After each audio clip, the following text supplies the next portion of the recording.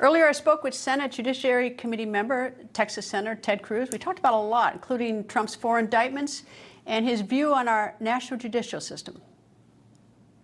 I think it's pretty plain that half the country right now is pretty disenchanted with the judicial system, and half the country is cheering it on. We have a former president facing 4 indictments, criminal indictments, 3 federal, 2 federal, 2 state.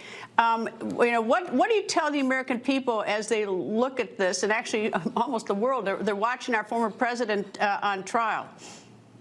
Well, look, you and I both spent the majority of our careers practicing law. And to see what is happening here, I think it is outrageous. I am pissed.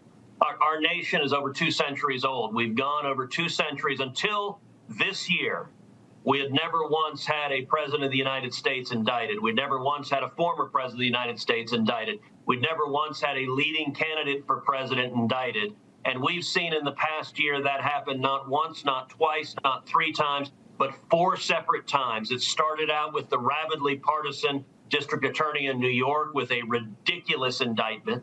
It went from there to an indictment from Jack Smith, the very partisan special counsel in the Biden Justice Department, for Trump's possession of classified documents. Mind you, at the exact same time that Joe Biden illegally had multiple classified documents stored all over the place, including in the garage next to his old Corvette.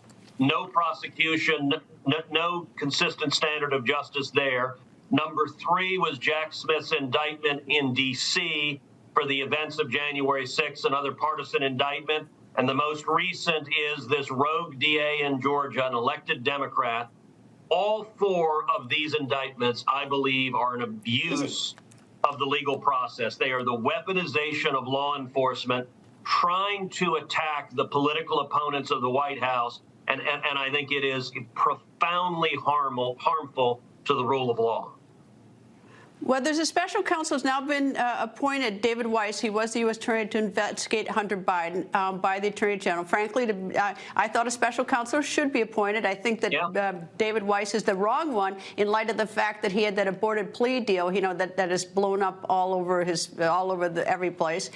Should there be a special counsel? And 2, is he the right man to do it in light of the track record leading up to this? So absolutely there should be a special counsel. There should have been a special counsel 2.5 years ago. David Weiss is a terrible decision, and it was an abuse of power for Merrick Garland to name David Weiss. As you know, I do a podcast every week. I do it 3 days a week. It's called Verdict with Ted Cruz. It comes out every Monday, Wednesday, and Friday.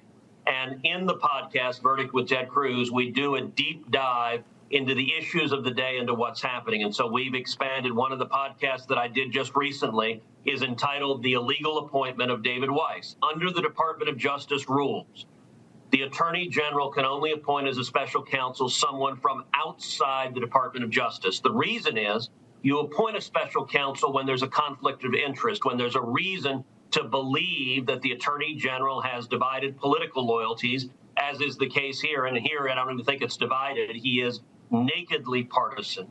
David Weiss is the sitting U.S. attorney in Delaware. He's ineligible under the DOJ rules. So why did Merrick Garland appoint him? The reason Merrick Garland appointed him is David Weiss has already demonstrated that he is very willing to actively cover up Hunter Biden's wrongdoings, and even more importantly, to protect Joe Biden. David Weiss is subject to not 1, but 2 career IRS employees who come forward as whistleblowers saying that David Weiss and Merrick Garland were part of covering up wrongdoing, that Merrick Garland lied under oath to Congress, actually in response to my questioning. That is a felony. And that David Weiss and Merrick Garland committed obstruction of justice, blocking the investigation into Hunter, and more significantly, putting off limits any investigation into Joe Biden and whether he solicited and received bribes from foreign nationals. Merrick Garland put him in that job precisely because he's willing to protect Joe Biden, and that profoundly corrupts the integrity of the Department of Justice. What's sort of interesting is by virtue of that CFR that you noted, that it shouldn't be a government employee who's appointed special counsel, the irony of it is that the only person who could sort of object to that, to have what we call standing in the law, seems to me to be the defendant himself. I mean, I don't think that no matter what anybody else says, I don't see any other way that David Weiss is replaced with someone who doesn't have that background on the case. Yeah, look, I think that's right, and the DOJ guidelines also provide that the Attorney General's decision is not reviewable in court. And so Merrick Garland knows that he's not going to be held to account, that he can ignore the law and there's no consequences. And I have to say it is sad, Greta. You know, when Merrick Garland was appointed Attorney General, he had spent 24 years as a federal judge. He had built a reputation for being relatively nonpartisan, and I had some glimmer of hope that he would actually do the job with integrity. That hope has been utterly crushed. Yeah, I have to say he is the most partisan Attorney General we've ever seen. I thought, though, it was wrong. I'm sure you're going to disagree with me that the Republicans didn't give him a hearing when he was appointed pursuant to the Constitution by President Obama, and the Republicans wouldn't give him a hearing 8 months out before the election. Yet we're so willing to do the reverse for the justice when it was a Trump appointee a month before. So, you know, the Republicans don't have clean hands, as they say in the law, on this issue. So with respect, Greta, I think that's completely incorrect. I think what you are describing there is the operation of the Constitution and checks and balances. For 80 years, whenever there was a vacancy in the Supreme Court that occurred during a presidential year, and the Senate was in the hands of the opposite political party, for 80 years, the Senate has said, no, we will not fill this vacancy. The voters will decide. That's what happened with Merrick Garland. Justice Scalia died in January of 2016 in the middle of the presidential race. I called that day for keeping that seat open because I said, the stakes are too high, let the voters decide. The voters did decide.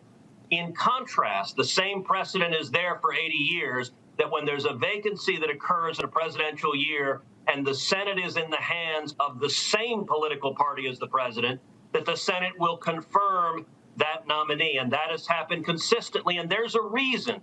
In 2014, we had a vigorous campaign for Senate. I campaigned for Senate candidates all over the country. And one of the front and center issues that we campaigned on to the voters is give us a Republican Senate so we can prevent a judicial activist from undermining your constitutional rights at the Supreme Court. And the voters elected a Republican Senate. That Republican Senate was expected to honor our oaths. And so what you're complaining about is the operation of the Constitution and checks and balances.